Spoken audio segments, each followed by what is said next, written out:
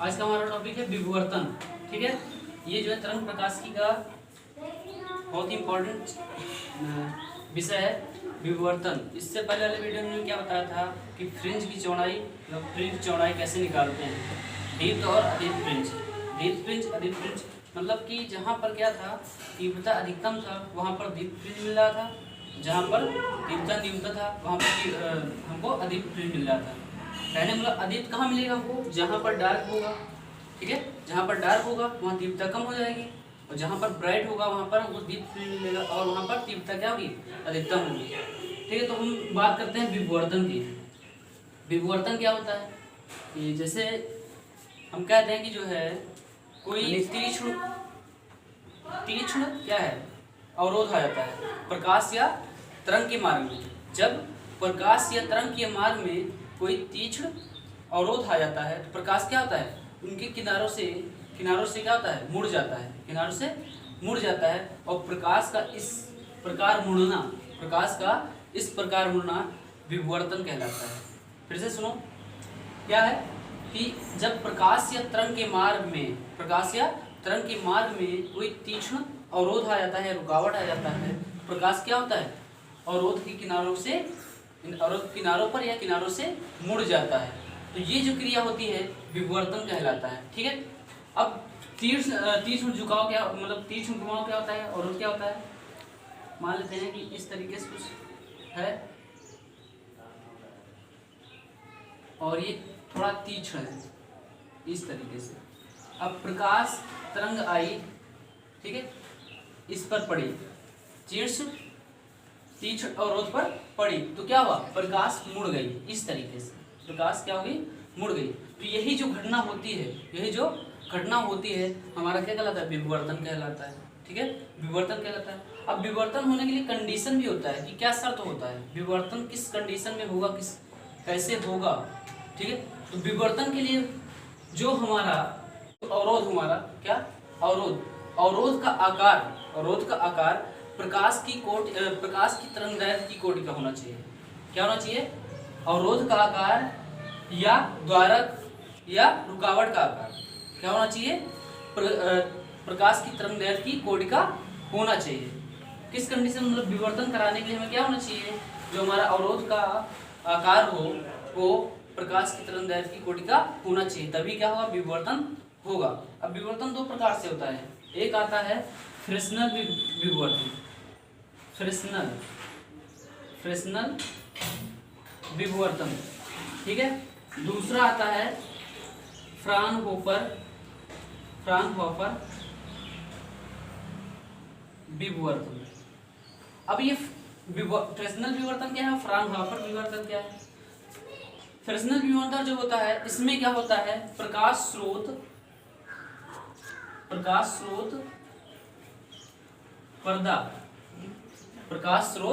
पर्दा अवरोधक से सीमित दूरी पर हो।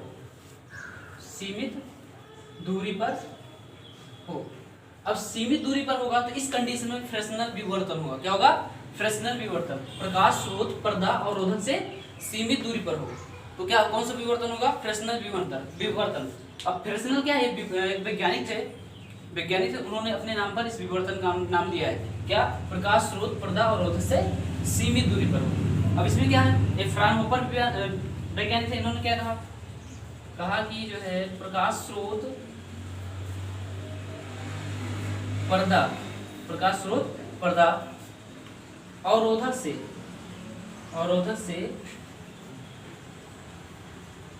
अनंत दूरी पर हो। तो इस कंडीशन में क्या होगा, फ्राउनहोफर विवर्तन। ठीक है, फ्रेस्नेल ने कहा कि प्रकाश स्रोत पर्दा अवरोधक से सीमित दूरी पर हो, और फ्राउनहोफर ने कहा प्रकाश स्रोत पर्दा अवरोधक से अनंत दूरी पर हो, तो क्या होगा, फ्राउनहोफर विवर्तन होगा। ठीक है, तो हमने क्या बताया विवर्तन के बारे में। जब प्रकाश या तरंग के मार्ग में कोई तीक्ष्ण अवरोध आ जाता है तो प्रकाश क्या होता है, अवरोध के किनारों से मुड़कर निकल जाता है, प्रकाश का इस प्रकार मुड़ना प्रकाश का इस प्रकार या तरंग का इस प्रकार होना विवर्तन कहलाता है। क्या कहलाता है? विवर्तन कहलाता है। विवर्तन के लिए शर्त क्या होता है? शर्त क्या होता है? जो अवरोध का आकार होना चाहिए वो प्रकाशीय तरंगदैर्घ्य की कोटि का होना चाहिए, तब क्या होगा? विवर्तन होगा। अब विवर्तन दो प्रकार से होता है, एक प्रश्नल विवर्तक, जिस कंडीशन में प्रकाश स्रोत पर्दा अवरोध से सीमित दूरी पर होगा प्रश्नल विवर्तन होगा, प्रश्नल नामक वैज्ञानिक विवर्तन होगा। ठीक है, वैज्ञानिक। अगर फ्राउनहोफर कब होगा? जब प्रकाश स्रोत पर्दा अवरोध से अनंत दूरी पर हो तो फ्राउनहोफर विवर्तन होगा।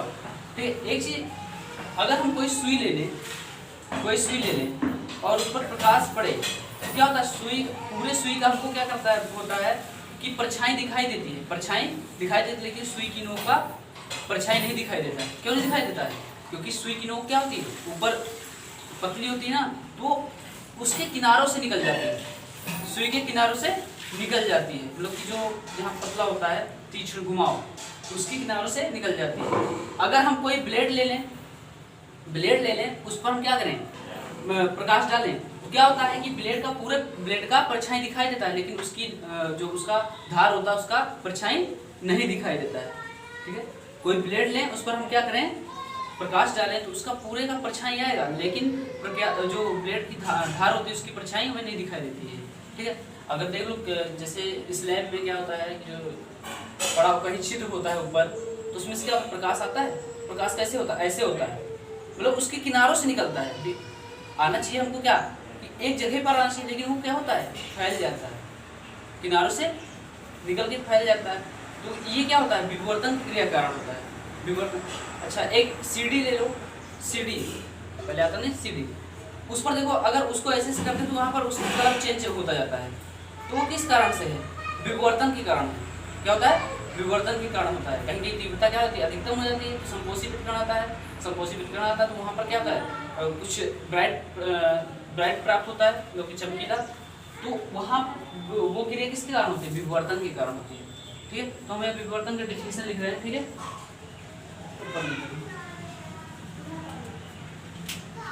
देखेंगे, जब प्रकाश या तरंग के मार्ग में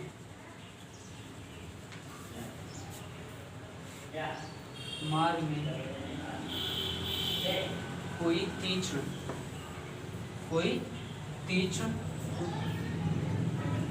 अवरोध मतलब रुकावट, तीक्ष्ण अवरोध या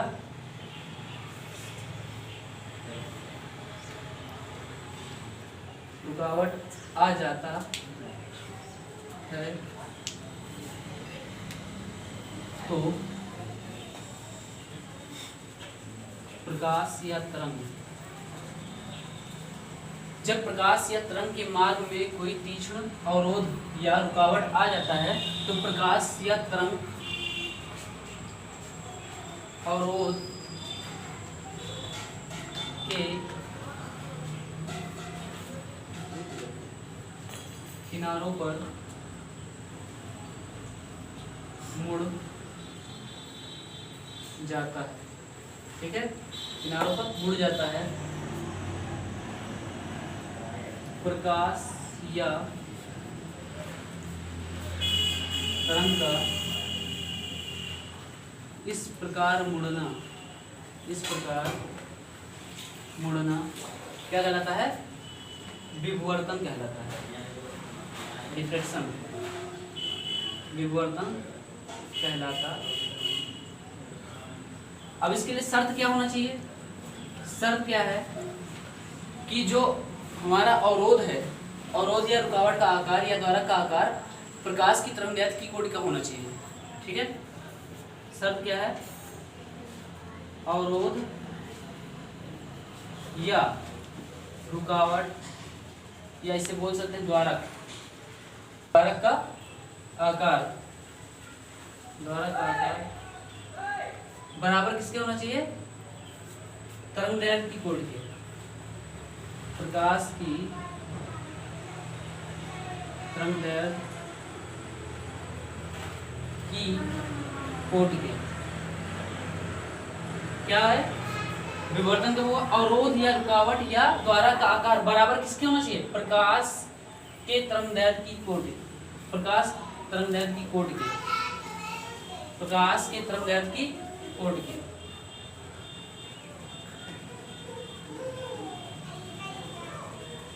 प्रकाश के तरंगदैर्घ्य की कोट के, ठीक है, ये कंडीशन होता है। अब हमने बताया कि विवर्तन दो प्रकार से होता है, एक फ्रेस्नेल विवर्तन होता है, एक फ्राउनहोफर विवर्तन होता है। जब क्या होता है, प्रकाश स्रोत पर्दा अवरोधक से सीमित दूरी पर हो, कि एक सीमित दूरी है उस पे है, क्या होगा, फ्रेस्नेल विवर्तन होगा।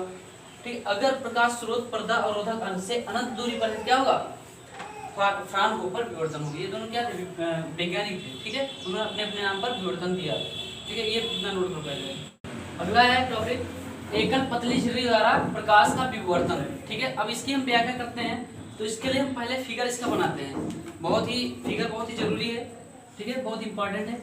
यहाँ पर हम S1 लेते हैं, समदैशिक प्रकाश स्रोत। S क्या है, यहाँ पर समदैशिक प्रकाश स्रोत है, और इसके आगे हम क्या है, एक लेंस लेते हैं, जिसे उत्तल लेंस है, क्या है, उत्तल लेंस,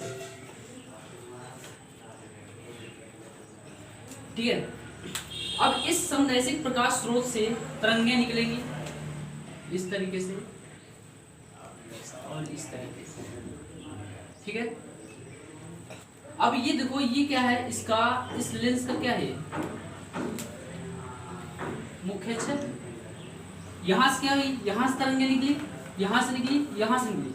अब ये तरंग स्रोत, जो हमारा तरंग स्रोत है या प्रकाश स्रोत है, वो इस लेंस के कहाँ, फोकस पर स्थित है। इस लेंस के फोकस पर स्थित है। अगर फोकस पर स्थित है, क्या कर देगी ये लेंस, जो ये तरंगे निकल रही हैं, इसलिए क्या कर देगी, समांतर कर देगी। क्या कर देगी, समांतर कर देगी। अगर तरंग स्रोत क्या है, क्या मतलब कि मुख्य फोकस पर है, क्या है, मुख्य फोकस पर है, तो हमें तरंगे कहाँ से आती हुई प्रतीत होंगी, अनंत से आती हुई प्रतीत होंगी।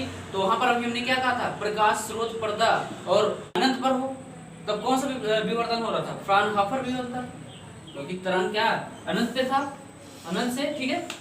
तो अब आगे इसको आगे हम बढ़ाते हैं, क्या हो जाएगा ये, इस तरीके से। यहां पर हम एक पतली झिल्ली लेते हैं, इस तरीके से,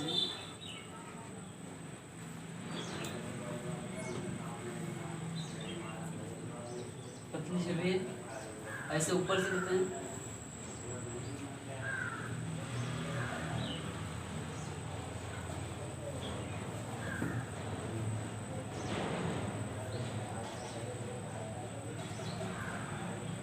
और इसको नाम दे देते हैं, मिला देते हैं, पहले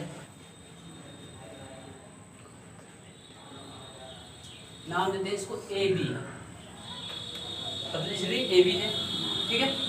अब क्या होगा, इसके आगे एक और लेंस होता है, एक और लेंस होता है, तो यहाँ पर मैं एक और लेंस लेते हैं,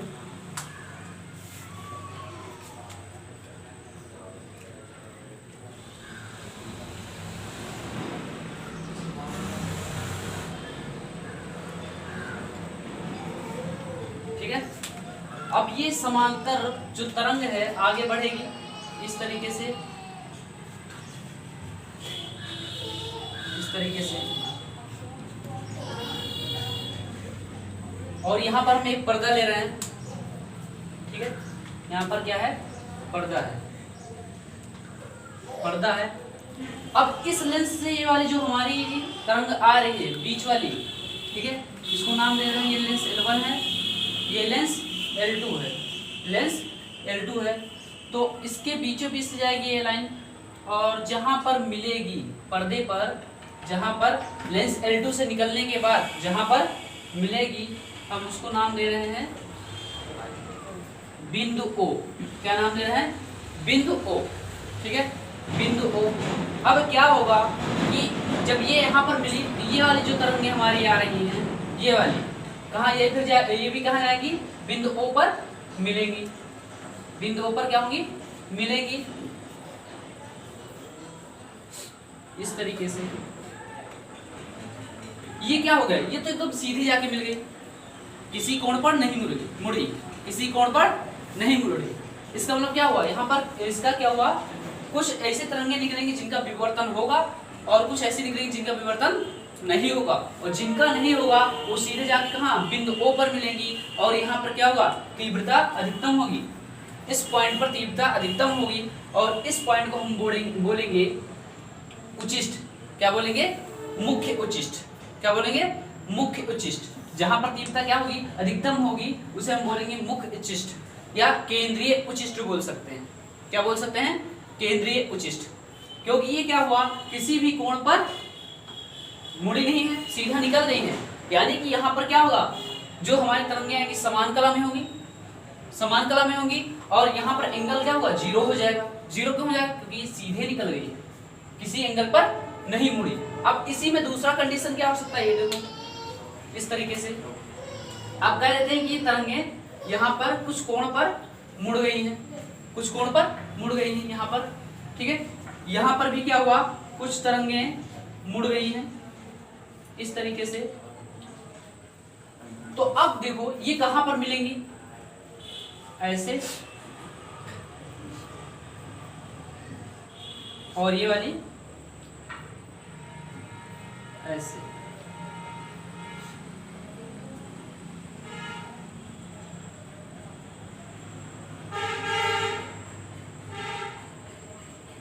ठीक है, इसको हम नाम देते हैं बिंदु P। क्या नाम देते हैं? बिंदु P। अब क्या हुआ कि ये किसी एंगल पर मुड़ गई, ये जो हमारी ये वाली समांतर तरंगें थी क्या किसी एंगल पर मुड़ गई। अब किसी एंगल पर मुड़ गई तो क्या हुआ बिंदु P पर मिली, बिंदु P पर मिली। अब यहाँ पर अगर किसी कोण पर मुड़ी है तो क्या होगा पथांतर इनका अलग अलग होगा। पथांतर हमने बताया था इससे पहले वाले में, पथांतर कैसे निकालते हैं फ्रिंजों की चौड़ाई के लिए। पथांतर मतलब दीप्त और दीप्त फ्रिंज के लिए निकाला था, वो क्या कहते हैं फ्रिंज चौड़ाई, पथांतर भी निकाला था, ठीक है। किससे? यंग का द्विरेखा रेखाचित्र प्रयोग से। यहाँ पर क्या है कि अगर किसी एंगल पर ये क्या हो रही मुड़ रही है तो हमें क्या होगा पथांतर अलग अलग मिलेगा, पथांतर अलग अलग मिलेगा। तो पथांतर अलग अलग मिलने से हमारा जो बिंदु P पर है वहां पर कभी उच्चिष्ट प्राप्त होगा, कभी निम्निष्ट प्राप्त होगा, कभी उच्चिष्ट प्राप्त होगा और कभी निम्निष्ट प्राप्त होगा। कब? जब किसी कोण पर विवर्तित होंगी। कोण पर मतलब मुड़ने का मतलब क्या हुआ विवर्तन होगा ना, मुड़ने का मतलब विवर्तन हुआ। तो विवर्तन हुआ तो इन तरंगों का क्या होगा तरंग अलग अलग होगा, तरंग पथांतर क्या होगा अलग अलग होगा। जब पथांतर अलग अलग होगा तो बिंदु P पर कभी उच्चिष्ट मिलेगा कभी निम्निष्ट मिलेगा, कभी उच्चिष्ट कभी निम्निष्ट। लेकिन अगर सीधे जा रही है और बिंदु O पर मिल रही है तो यहाँ पर हमको मिलेगा क्या उच्चिष्ट, मुख्य उच्चिष्ट, मुख्य उच्चिष्ट बोलेंगे या इसको हम केंद्रीय उच्चिष्ट कहेंगे, ठीक है। अब यहाँ पर एंगल क्या होगा, जहां पर अगर सीधे जाए तो एंगल जीरो होगा, एंगल जीरो, तो इस बिंदु पर क्या होगा तीव्रता अधिकतम होगी, तीव्रता क्या होगी अधिकतम होगी। और एक चीज यहाँ पर मुख्य उच्चिष्ट आया ना, मुख्य उच्चिष्ट की जो चौड़ाई होती है वो अन्य उच्चिष्टों की चौड़ाई की दुगनी होती है। मुख्य उच्चिष्ट की जो चौड़ाई होती है वो अन्य उच्चिष्टों की चौड़ाई की दोगुनी होती है, इसकी मुख्य उच्चिष्ट की, ठीक है। अभी इसके नीचे एक फिगर और बनाएंगे, थोड़ा इसको सीधा कर लें।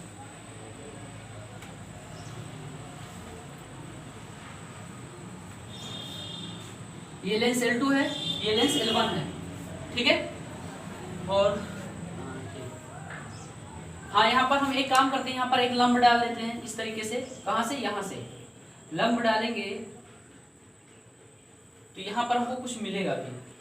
क्या मिलेगा देखो, ये हमने क्या किया यहाँ पर लंब डाल दिया, लंब डाल दिया तो इसको हम इस पॉइंट को M नाम दे रहे हैं। क्या दे रहे हैं? M नाम दे रहे हैं। यहाँ पर A तो है ही है, ठीक है। और ये क्या है इसका C पॉइंट है, इसको हम C नाम दे रहे हैं। और इसकी चौड़ाई जो हमारा एकल पतली झिर्री है उसकी चौड़ाई क्या ले रहे हैं स्मॉल d ले रहे हैं। क्या ले रहे हैं स्मॉल d। इस एकल पतली झिर्री जो लगी है इसकी हमने चौड़ाई क्या ले ली स्मॉल d ले लिया, स्मॉल d ले लिया। तो क्या किया हमने, इसके लिए एक फिगर और बनेगा थोड़ा इस तरीके से देखना समझने के लिए। ये जो है यहाँ पर बीच वाले पर क्या होगा तीव्रता हमारा अधिकतम होगा, बीच पे क्या होगा तीव्रता अधिकतम होगा। तो यहाँ पर हमको प्राप्त होगा मुख्य उच्चिष्ट। क्या प्राप्त होगा? मुख्य उच्चिष्ट प्राप्त होगा इस तरीके से, इस तरीके से। वैसे इधर भी होगा,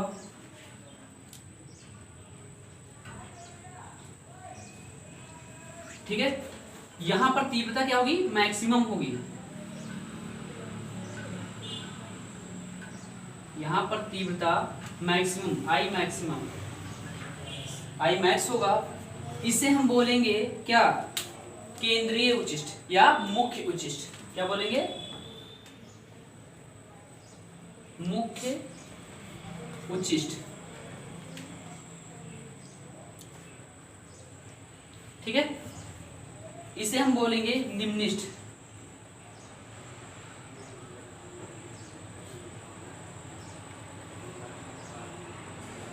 ये हो गया मुख्य उच्चिष्ट, ये हो गया निम्निष्ठ। और इसे बोलेंगे गौड़ उच्चिष्ट। क्या बोलेंगे, गौड़ उच्चिष्ट। ठीक है, गौड़ उच्चिष्ट। अब यहां पर ध्यान से देखना, हमने क्या कहा था कि जब तरंगे मुड़ेंगी नहीं, किसी एंगल पर नहीं मुड़ेंगी तो ये क्या होगा, जीरो होगा।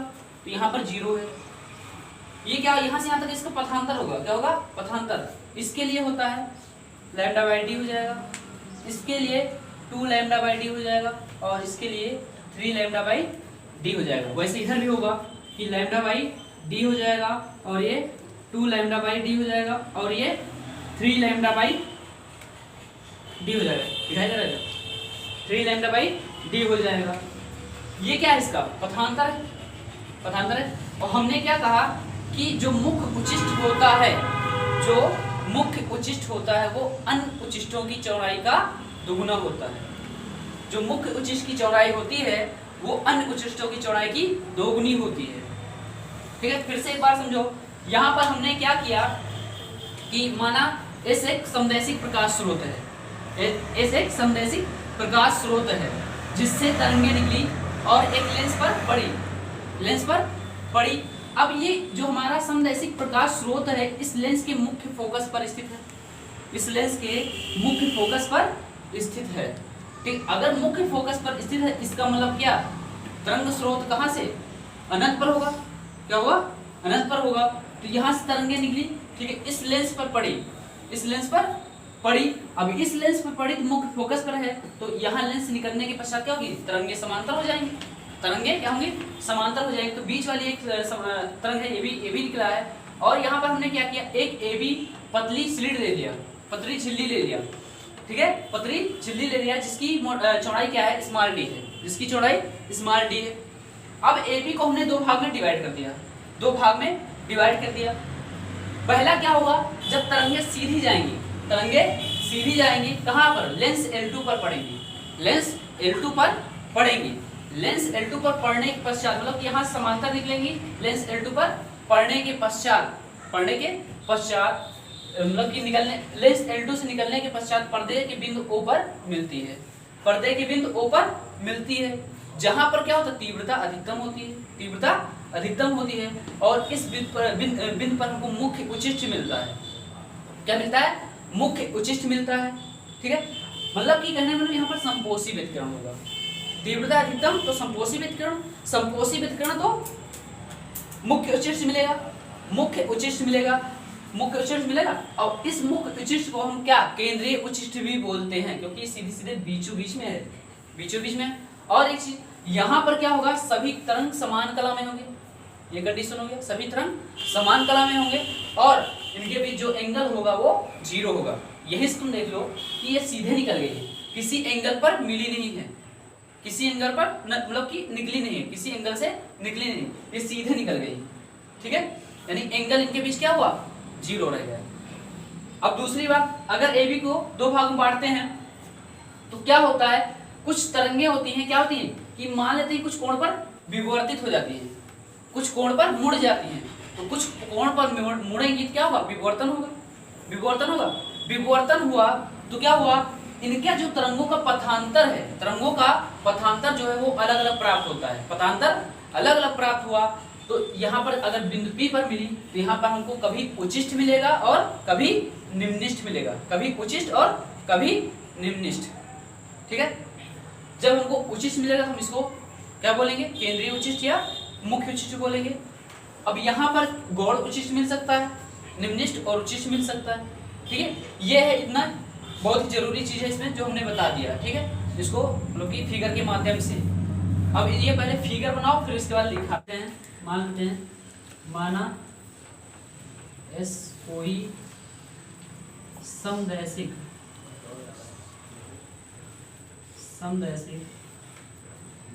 प्रकाश स्रोत है। ठीक है, प्रकाश स्रोत है। माना एस कोई समदैशिक प्रकाश स्रोत है और यह प्रकाश स्रोत लेंस के मुख्य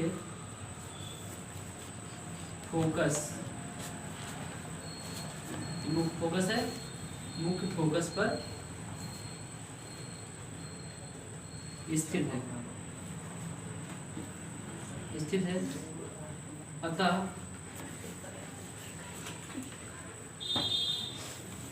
प्रकाश तरंगे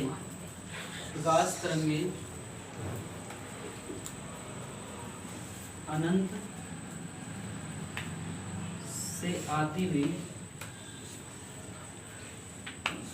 प्रतीत होंगी। ठीक है, प्रतीत होंगी। अब अनंत हमने क्या बताया था, अगर अनंत से आती हुई प्रतीत होंगी तो कौन सा विवर्तन होगा, फ्राउनहोफर। ठीक है, होगी। अतः इससे फ्राउनहोफर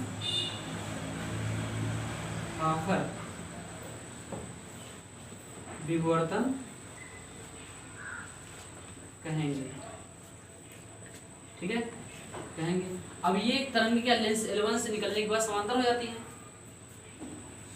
तथा ये तरंगें लेंस L1 से निकलने के बाद समांतर होकर क्या मिले हैं, पतली झिल्ली AB पर पड़ती है। होगा पतली झिल्ली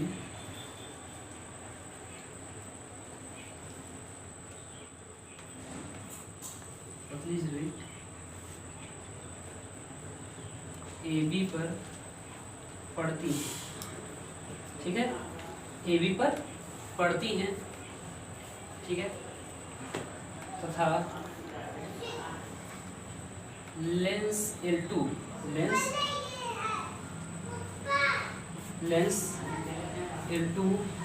से निकलने के बाद पर्दे पर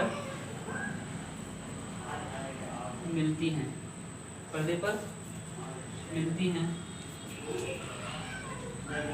और यहाँ पर उचिष्ट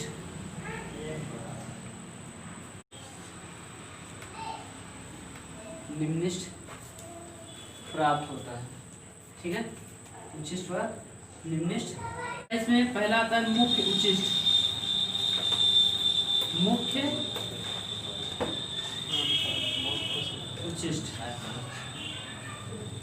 उचिष्ट। ठीक है, यहाँ पर देखो AB को अगर हम दो भाग में डिवाइड कर रहे हैं तो तरंगे क्या बिना मुड़े हुई सीधी निकल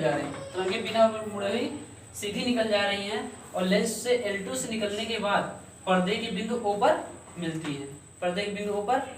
है। यहाँ पर क्या होता है, यहाँ पर तीव्रता अधिकतम होती है, संपोषी विकिरण होता है, होगा तीव्रता अधिकतम। तो यहाँ पर क्या मिलेगा हमको, केंद्रीय उचिष्ट या मुख्य उचिष्ट। ठीक है, यदि AB को दो बराबर भागों में बांटा जाए तो तरंगे AB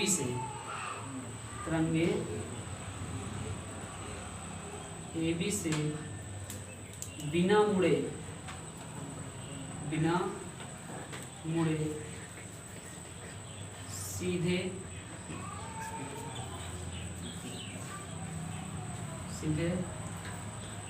निकल जाती हैं और लेंस L2 से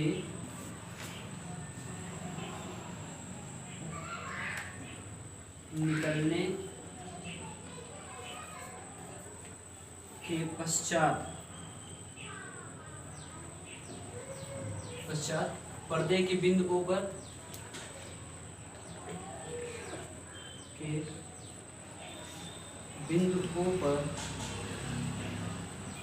मिलती हैं। पर्दे के बिंदु O पर मिलती हैं, जहां पर क्या होता है, संपोषी व्यतिकरण होता है। जहां पर संपोषी व्यतिकरण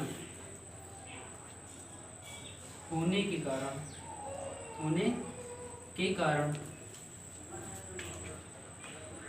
तीव्रता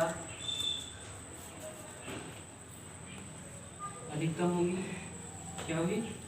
तीव्रता अधिकतम होगी, जिससे बिंदु O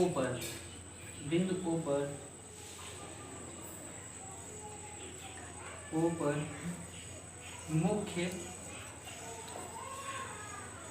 उच्चिष्ट प्राप्त होता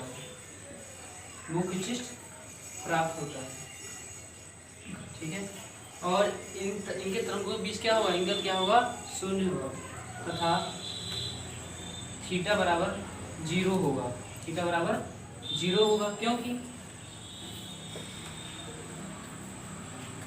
क्योंकि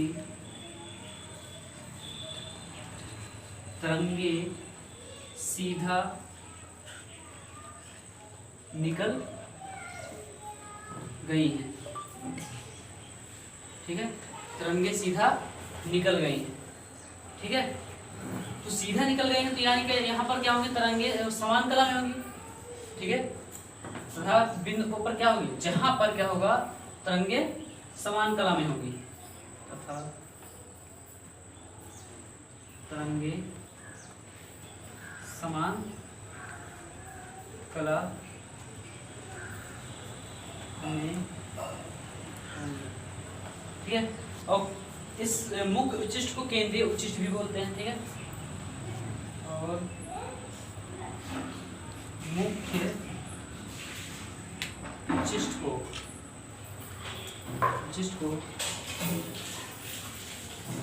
केंद्रीय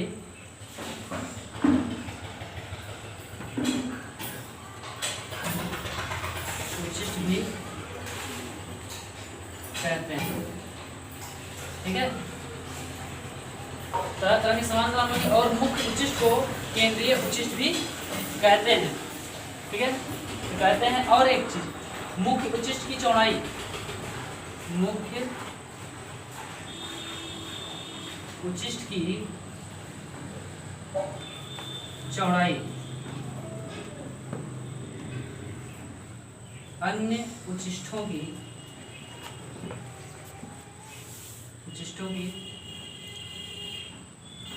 चौड़ाई की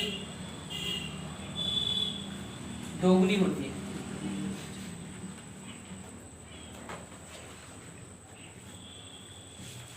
ठीक है, ये इतनी चीज के लिए हो गया। यदि AB को दो बराबर भागों में बांटा जाए तो तरंगे AB से बिना मुड़े सीधे निकल जाती हैं और लेंस L2 से निकलने के पश्चात पर्दे के बिंदु O पर मिलती हैं, जहां संपोषी व्यतिकरण होने के कारण तीव्रता प्राप्त होता है। ठीक है, तथा थीटा बराबर 0 होगा, क्योंकि तरंगे सीधा निकल गई हैं तथा तरंगे समान कला में होंगी। और मुख्य उच्चिष्ट को केंद्रीय उच्चिष्ट भी कहते हैं। मुख्य उच्चिष्ट की चौड़ाई अन्य उच्चिष्टों की चौड़ाई की दोगुनी।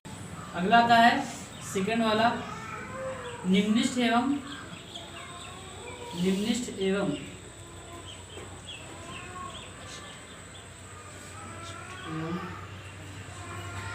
गौड़ उच्चिष्ट की स्थिति। गौड़ वहां पर क्या था कि तरंग सीधे निकल गई थी ना। अब यहाँ पर होगा कि जब झिर्री AB से निकलेगी तरंग तो किसी न किसी कोण पर क्या होगी, विवर्तित होगी, किसी कोण पर विवर्तित होगी। तो हमारा जो पथांतर होगा तरंगों का वो अलग अलग आएगा, भिन्न भिन्न आएगा। पथांतर भिन्न भिन्न आएगा तो उनको क्या होगा, P पर क्या होगा, कभी उच्चिष्ट प्राप्त होगा, कभी निम्निष्ट प्राप्त होगा। ठीक है, तो लिख रहे हैं यहाँ पर हम झिर्री AB से तरंगे निकलने के बाद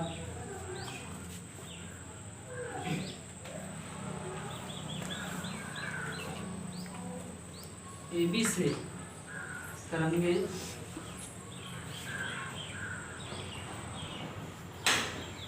AB से तरंगे जब किसी कोण पर विवर्तित होती हैं तो तरंगों का पथांतर भिन्न भिन्न प्राप्त होता है। ठीक है, भिन्न भिन्न प्राप्त होता है, जिसके कारण बिंदु P पर कभी उच्चिष्ट तो कभी निम्निष्ट प्राप्त होता है। ठीक है, क्या होता है कि झिर्री AB से तरंगे जब किसी कोण पर विवर्तित होती हैं, मतलब किसी कोण पर मुड़ती हैं, तो तरंगों का पथांतर भिन्न भिन्न प्राप्त होता है, जिसके कारण बिंदु P पर कभी उच्चिष्ट तो कभी निम्निष्ट प्राप्त होता है। ठीक है, ये हो गया निम्निष्ट एवं उच्चिष्ट। अब पहले हम निकालते हैं, सबसे पहले अगर हम ये AB ले लें, AB क्या है, हमारी पतली झिर्री है, पतली झिर्री ले लेते हैं इस तरीके से, इस तरीके से AB, इस पर ये पहली तरंग आई, ये पहली तरंग, ये दूसरी तरंग, और ये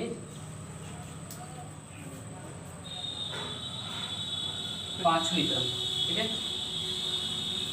यहाँ पर क्या हुआ, तीसरी तरंग, और यहाँ पर चौथी तरंग, और यहाँ पर छठवीं तरंग। ठीक, हमने AB को दो भाग में बांटना है, हमको AB को क्या करना है, दो भाग में बांटना है। तो AB को हम दो भाग में बांट रहे हैं, तो ये क्या है C, और ये वाला डिस्टेंस क्या होगा, स्मॉल d, क्या होगा, स्मॉल d होगा। और क्या होगा, ये वाली तरंग और ये वाली तरंग मिलेंगी, पहली और चौथी तरंग मिली।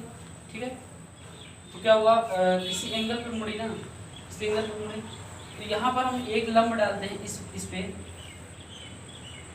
यहाँ से क्या कर रहे हैं, हम लंब डाल दिए, तो 90 डिग्री हो जाएगा, तो तिरछा हो गया है।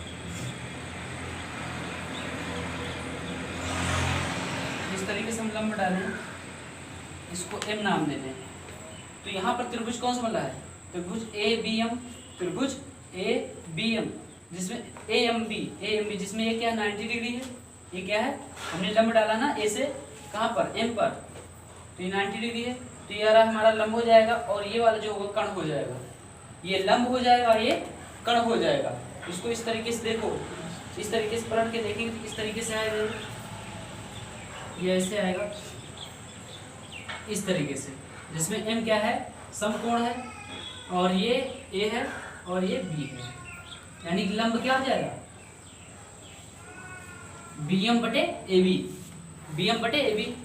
यहाँ साइन थीटा यूज करेंगे हम, एंगल क्या है यहाँ पर, ये थीटा, हमने क्या किया, थीटा से घुमा दिया है, थीटा से यहाँ पर क्या कर दिया, लंब डाल दिया है, लंब डाल दिया है। त्रिभुज कौन सा लेंगे, त्रिभुज AMB, त्रिभुज AMB क्या है, समकोण है, समकोण है, तो साइन थीटा इक्वल टू क्या हो जाएगा, साइन थीटा बराबर लंब, ये वाला हमारा लंब हो जाएगा, क्या हो जाएगा, लंब हो जाएगा, bm अपान, और कण क्या होगा हमारा ए बी होगा, क्या होगा, ए बी हो जाएगा, हो जाएगा।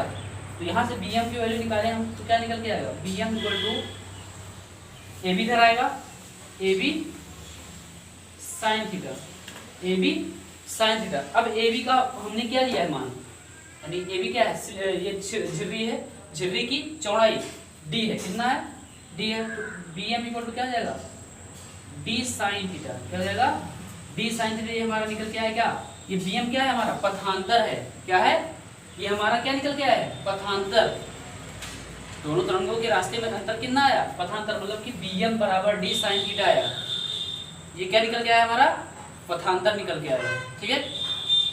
तो यहाँ पर कंडीशन लेंगे हम पहले निम्नलिखित के लिए, पहले निम्नलिखित के लिए, तो पहले निम्नलिखित के लिए क्या करेंगे, पथांतर वही सब में होगा, lambda by two, lambda by two, lambda by two. पथांतर क्या हो जाएगा, लैम्डा बाई टू हो जाएगा, ठीक है। और यहाँ पर डी क्या है, हम पहले निम्नलिखित के लिए बात कर रहे हैं, तो हमने क्या कहा था, ए बी को दो बराबर भागों में बांटा गया है, ए बी को दो बराबर भागों में बांट रहे हैं, ए बी को दो बराबर भागों में बांट रहे हैं, तो ये पूरा डी है, ये पूरा डी है, इसका मतलब डी का आधा हो जाएगा। हमने क्या कहा, ए बी को हम दो बराबर भागों में बांट रहे हैं, तो पूरा डी है, तो ये कितना हो जाएगा, डी बाई टू, और ये भी क्या हो जाएगा, डी बाई टू हो जाएगा। तो पथांतर लैम्डा बाई टू, और ए बी को दो बराबर भागों में बांटना है, ए बी को दो बराबर भागों में बांटना है, ए बी को दो बराबर भाग में बांटने, ए बी का ए बी के दो बराबर भाग, दो बराबर भाग करने पर तो ए बी का हमने दो बराबर भाग किया, तो डी क्या हो जाएगा, डी बाई टू हो जाएगा, डी क्या हो जाएगा, डी बाई टू हो जाएगा, लेकिन हमारा पथांतर लैम्डा बाई टू हो जाएगा, लैम्डा बाई टू पथांतर होगा। बी एम क्या है हमारा, पथांतर निकल गया है, तो यहाँ पर क्या रखी हम, पहले निम्नलिखित के लिए लैम्डा बाई टू हो जाएगा। पहले निम्नलिखित के लिए हमने क्या कहा कि पथांतर लैम्डा बाई टू है, ये सब में लैम्डा बाई टू ही रहेगा, और ए बी को दो बराबर भागों में बांटेंगे, तो डी क्या हो जाएगा, डी का दो बराबर भाग करना है, तो क्या हो जाएगा, डी बाई टू, अरे यहाँ डी क्या हो जाएगा, डी बाई टू हो जाएगा। बात क्लियर नहीं, ए बी को हमको दो बराबर भाग में बांटना है, ए बी का वैल्यू क्या है, डी है, ए बी का वैल्यू डी है, तो इसका दो बराबर भाग करेंगे, तो डी का आधा डी बाई टू, और डी का आधा डी बाई टू, क्या हो जाएगा, D by two sine theta. इस वाले इक्वेशन में हमने क्या किया, बी एम जो है लैम्डा बाई टू रख दिया, और डी की जगह पर डी बाई टू रख दिया, तो क्या आ गया, यहाँ टू से टू कैंसिल हो गया, तो लैम्डा इक्वल टू क्या आ गया, D sine theta, D sine theta. ये पहले निम्नलिखित के लिए आया है, किसके लिए आया है, पहले निम्नलिखित के लिए। अगर दूसरे निम्नलिखित के लिए निकालें तो अब इसका चार हो जाएगा, बी वाला दूसरे निम्नलिखित के लिए,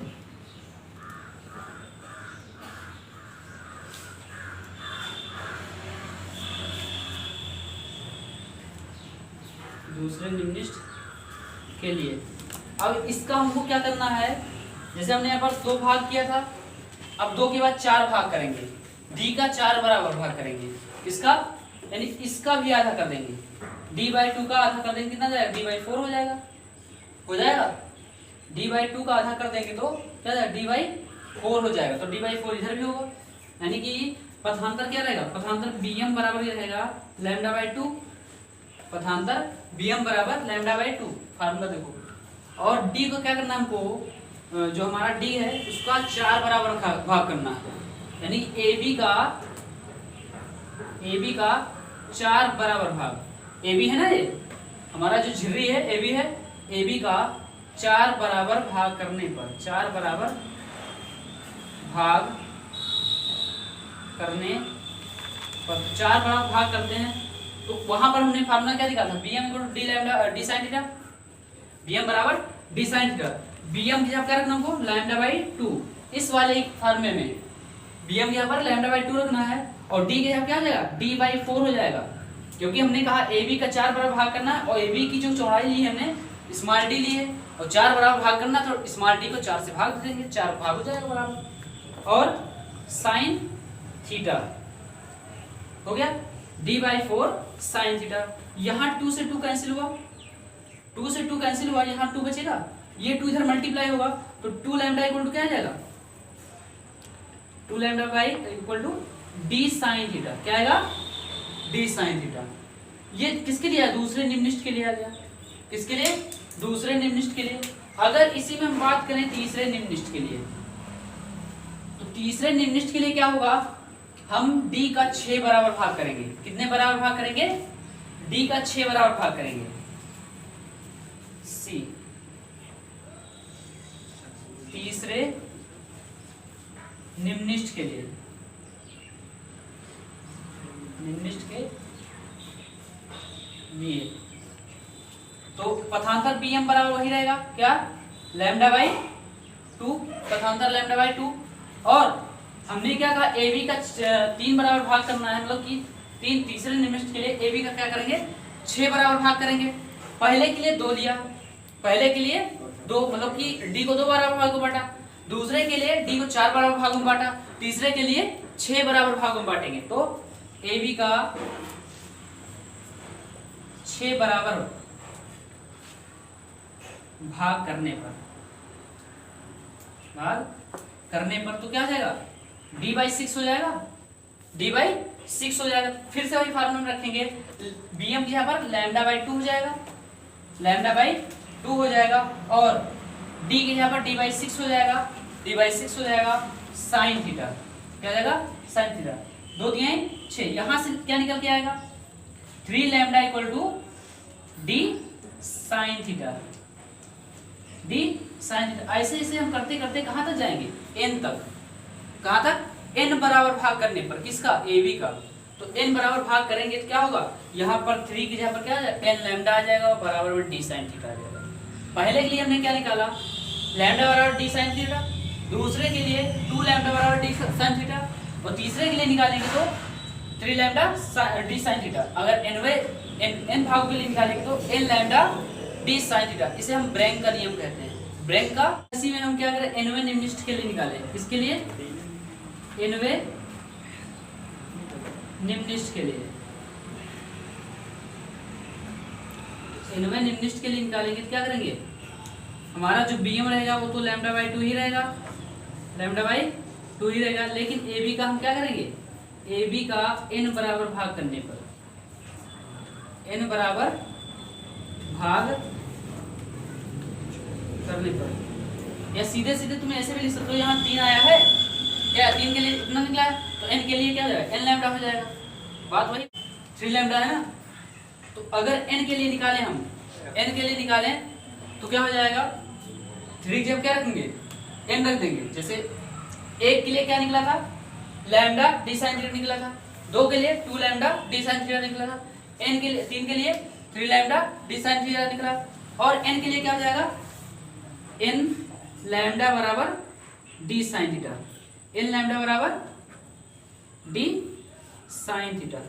ठीक है, ये क्या होगा, n जब हम ab का n बराबर भाग करेंगे, ab का n बराबर भाग करेंगे, इसे हम बोलते हैं ब्रैंक का नियम, ब्रैंक का नियम। ठीक है, इसे क्या बोलेंगे हम, ब्रैंक का नियम। अब इसमें हमने निम्निष्ठ के लिए निकाल दिया, निम्निष्ठों की स्थिति हमने निकाल दिया।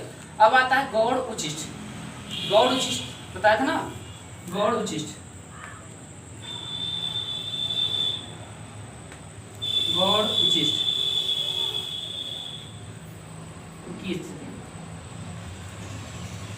तो गौड़ उचिष्ठ, अभी हमने फिगर बनाया था, उसमें फिगर कैसे बना था, ये बीच में था बिल्कुल, तीव्रता यहाँ पर क्या थी, अधिकतम थी, ऐसे और ऐसे था, और इधर क्या था, ऐसे और ऐसे भी इधर ही था।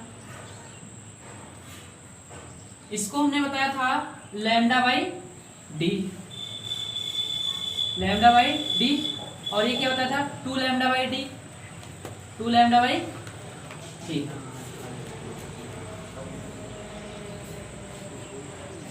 और ये 3 लैम्डा बाई डी बता। यहाँ पर ध्यान देखो, इसको हमने मुख्य उच्चिष्ट बोला था, जो सबसे बड़ा वाला था मुख्य उच्चिष्ट बोला था, और जो नीचे था इसको निम्निष्ठ बोला था, और उसके बाद जो था हमारा ये, इसको हमने गौड़ उच्चिष्ट बोला था। क्या बोला था? गौड़ उच्चिष्ट। अब यहाँ पर निम्निष्ठ, ये निम्निष्ठ, ये निम्निष्ठ, दो क्रमागत निम्निष्ठ के बीच क्या है हमारा? गौड़ उच्चिष्ट है। ये निम्निष्ठ है, ये निम्निष्ठ, दो निम्निष्ठ के बीच क्या है? गौड़ उच्चिष्ट है नहीं? ये निम्निष्ठ, ये निम्निष्ठ, और ये गौड़ उच्चिष्ट है। क्या है? गौड़ उच्चिष्ट है। तो यहाँ पर हमारा क्या निकला? डी साइन थीटा निकला है। तो यहाँ पर तो डी साइन थीटा ही रहेगा, डी साइन थीटा ही रहेगा। लेकिन जो हमारा एन लैम्डा होगा, एन लैम्डा होगा, पहले तो एन लैम्डा रहेगा, फिर इसके बाद क्या होगा? पहले के लिए एन लैम्डा रहेगा, उसके बाद आगे जाएंगे तो क्या हो जाएगा? एन में एक जुड़ जाएगा, एन में एक जुड़ जाएगा। कर्मागत कह रहे हैं ना, कर्मागत देखो, दो कर्मागत है निम्निष्ठ, इनके बीच में क्या? एक हमारा गौड़ उच्चिष्ट है। क्या है? गौड़ उच्चिष्ट है। तो इसके लिए एक हो जाएगा एन लैम्डा, और दूसरा वाला क्या हो जाएगा? N plus 1 lambda by 2। अगर हम दो निम्निष्ठों की क्या कर दें, दो कर्मागत निम्निष्ठों को जोड़कर 2 से भाग दें तो हमको मिल जाएगा क्या? गौड़ उच्चिष्ट की स्थिति। किसकी? गौड़ उच्चिष्ट की स्थिति। क्योंकि जो हमारा गौड़ उच्चिष्ट है वो दो निम्निष्ठों के बीच में है। किसके बीच में है? दो निम्निष्ठ, ये निम्निष्ठ, ये निम्निष्ठ, और ये गौड़ उच्चिष्ट। ये हमारा क्या है? ये हमारा मुख्य उच्चिष्ट है। मुख्य उच्चिष्ट भी क्या है? दो निम्निष्ठों के बीच में है, या ऐसा कह सकते हैं मुख्य उच्चिष्ट क्या है? दो गौड़ उच्चिष्ट के बीच में है। ठीक है, तो यहाँ दो उच्चिष्ट की बात हो रही है, दो कर्मागत, तो एन लैम्डा 1 का हो जाएगा और plus N plus 1 lambda by 2 हो जाएगा। अगर इसको सॉल्व करें आगे तो क्या निकल के आएगा?